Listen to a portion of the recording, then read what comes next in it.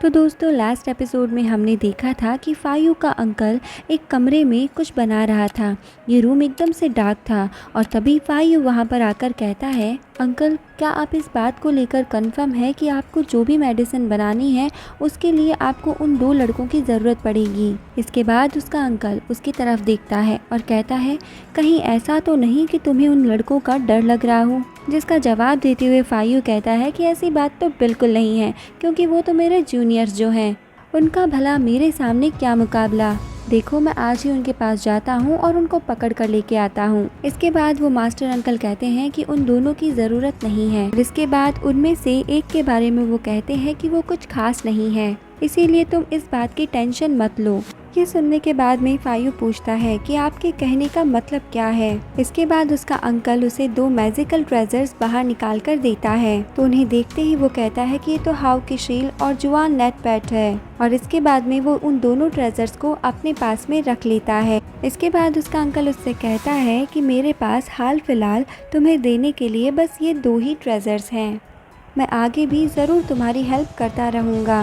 दोस्तों ये सुनने के बाद में फायू काफ़ी खुश होता है और कहता है कि आप घबराइए मत, मैं आज ही उन दोनों को पकड़कर आपके सामने लेकर आता हूँ। जिस पर उसके अंकल कहते हैं कि तुम एक बात याद रखना, मुझे वो दोनों मेरे सामने जिंदा चाहिए। और दोस्तों आप भी अगर चाहते हैं कि आपको ऐसे ही वीडियोस हमेशा मिलते रहें तो आप जल्दी से इस चैनल को सब्सक्राइब कर लीजिए और बेल आइकन को भी प्रेस कर लीजिए, ताकि इस चैनल पर जितने भी अपडेट्स आएँ वो आप तक जल्दी जल्दी पहुँच पाएँ। अब दोस्तों इसके बाद में हमारा सीन यहाँ से शिफ्ट हो जाता है और फिर अगले सीन में हमें दिखाया जाता है कि मास्टर लियो शाओ से कह रहा होता है कि भले ही तुम अपनी कल्टीवेशन को एक्टिवेट नहीं कर पा रहे हो, लेकिन इस बात में तुम घबराओ मत, बस तुम अपनी इस एक्सरसाइज को कंटिन्यू रखो, क्योंकि इसी से तुम अपनी कल्टीवेशन को आहिस्ता आहिस्ता अपग्रेड कर पाओगे। और कुछ भी हासिल ना करने से तो यही बेहतर है कि तुम थोड़ा बहुत जो भी हो वो हासिल कर लो। इसके बाद मास्टर मिक्षा से कहता है, तुम मुझे बताओ, तुमने अपने वे ऑफ लाइफ में एक बहुत बड़ी बर्फ की चट्टान देखी थी, क्या तुमने उसे तोड़ने की कभी कोशिश की? तो मिक्षा कहता है कि हाँ, मैंने उसे बहुत सारे पंचेस मारे थे, लेकिन वो लेयर बहुत ही ज़्यादा मजबूत थी और इसी वजह से मैं उसे नहीं तोड़ पाया। जिसके बाद मास्टर कहते हैं कि इसका मतलब ये है कि तुम अभी भी फोकस नहीं कर पा रहे हो, तुम में बिल्कुल भी पेशेंस नहीं है, इसीलिए तुम्हें ज़रूरी है कि तुम हर हाल में कंसंट्रेट करना सीखो।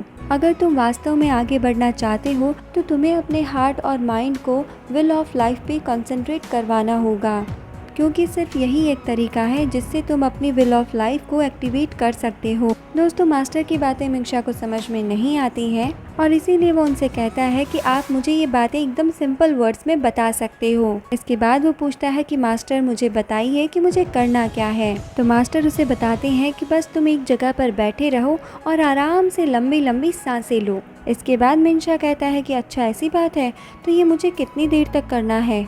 तो मास्टर कहते हैं कि कम से कम कुछ महीने और ज़्यादा से ज़्यादा कुछ साल।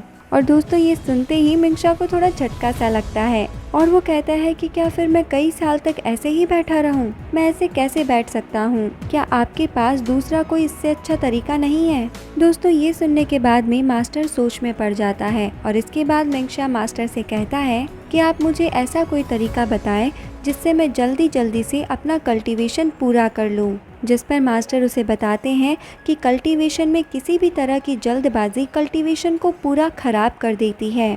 ये बातें सुनकर लियो शाओ मास्टर से कहता है कि मिक्षा का कहने का मतलब ये है कि इस तरह की कल्टीवेशन उसे सूट नहीं करती और वो सिर्फ कुछ घंटों के लिए ही प्रैक्टिस करना चाहता है। अगर मेरी बात भी बताऊं तो मैं ऐसे आधे घंटे भी नहीं बैठ पाता। इसके बाद मास्टर कहते हैं कि कोई बात नहीं, मेरे पास एक और तरीका है। तो मिक्षा कहता है कि ठीक है, आप हमें वो जल्दी से बता दीजिए। इसके बाद मास्टर उसके पास आ जाते हैं और अपनी फिंगर से एनर्जी उसके हेड में ट्रांसफ़र करते हैं, जिसके बाद वो थोड़ी देर के लिए खामोश हो जाते हैं। इसके बाद मिक्षा उनकी तरफ देखता है तो मास्टर एकदम से खामोश खड़े होते हैं।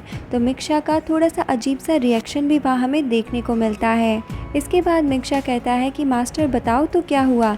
तो मास्टर कहते हैं कि तुम में बिल्कुल भी पेशेंस नहीं है। इसके बाद मास्टर वहाँ से थोड़े से आगे जाते हैं और अपनी स्पिरिचुअल एनर्जी क्रिएट करके कहीं पर भेजते हैं। इसके बाद हम देखते हैं कि वहाँ दूर से एक बहुत बड़ी सी क्रेन उड़ते हुए उनकी तरफ आ रही होती है और इसको देखकर मिंगशा बहुत डर जाता है और कहता है कि चलो जल्दी से जाकर हम कहीं पर छुप जाते हैं। लेकिन दोस्तों वो क्रेन सीधा मास्टर के पास में आ जाती है। इसके बाद मास्टर उन दोनों को बताता है कि तुम घबराओ मत, मैंने इस बर्ड पर एक सील लगाई है और वही सील मैंने तुम्हारे फॉरहेड्स पे भी लगा दी है।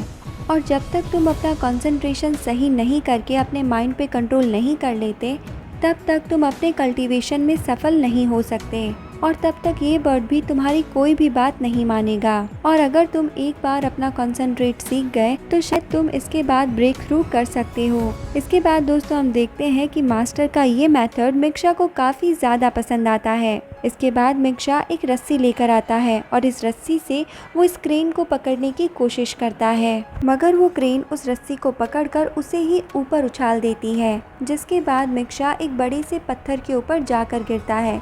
लेकिन दोस्तों वो यहाँ पर हार नहीं मानता और कहता है कि तुम पे तो मैं हर हाल में सवारी करके ही रहूँगा। इसके बाद वो एक क्रेस्ट पे चढ़ जाता है और फिर वो उसके ऊपर से उस क्रेन पर जंप करता है और वो उस क्रेन को पकड़ने की कोशिश करता है। लेकिन वो क्रेन झटपटाने लगती है और उड़कर वहाँ से दूर जाने लगती है। लेकिन दोस्तों हम देखते हैं कि मिंगशा भी उसे पकड़े हुए होता है। अब वो क्रेन एक झरने के पास से होकर गुजरती है, लेकिन मिंगशा फिर भी उसे पकड़े हुए होता है और उसके ऊपर ही बैठा होता है। अब काफ़ी ऊपर जाने के बाद में मिंगशा जब नीचे देखता है तब उसे पता चलता है कि वो कितना ऊपर आ चुका है और दोस्तों अब उसे डर लगने लगता है। दोस्तों अब वो बर्ड गोल गोल घूमता है, जिसके बाद मिंगशा उससे नीचे गिर जाता है और वो सीधा आकर झरने के अंदर गिरता है। अब दूसरी तरफ हम लियो को देखते हैं जो एक पहाड़ के ऊपर बैठा होता है और यहाँ पर बैठकर वो मेडिटेशन करने की कोशिश कर रहा होता है।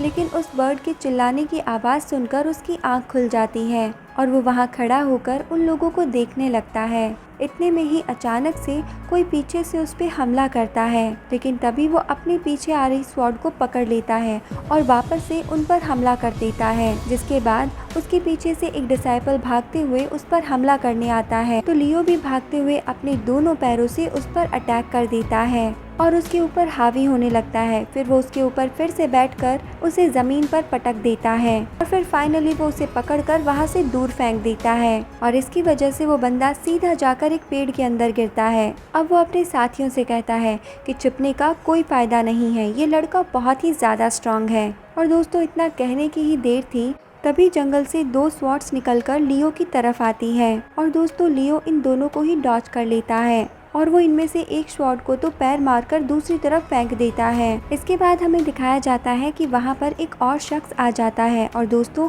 असल में ये शख्स एक लड़की होती है। अब लियो उन सभी से पूछता है कि आखिर कौन हो तुम लोग और छिपकर मुझ पर नज़र क्यों रख रहे हो। और दूसरी तरफ वो लड़की अपने साथी से कहती है तुम तो बड़े दावे कर रहे थे कि तुम्हें मेरी ज़रूरत नहीं पड़ेगी। इसके बाद उसका वो साथी उससे कहता है कि मुझ पर आर्ग्यू करना बंद करो, चलो अब मिलकर लड़ाई करते हैं। इसके बाद वो दोनों ही एक साथ मिलकर लियो पर टूट पड़ते हैं। और दोस्तों इसी के साथ हमारा ये एपिसोड यहाँ पर एंड हो जाता है।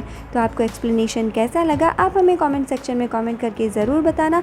साथ ही चैनल को सब्सक्राइब करना मत भूलना। तो मिलते हैं नेक्स्ट एपिसोड के साथ नेक्स्ट वीडियो में। तब तक के लिए bye bye, take care and thank you.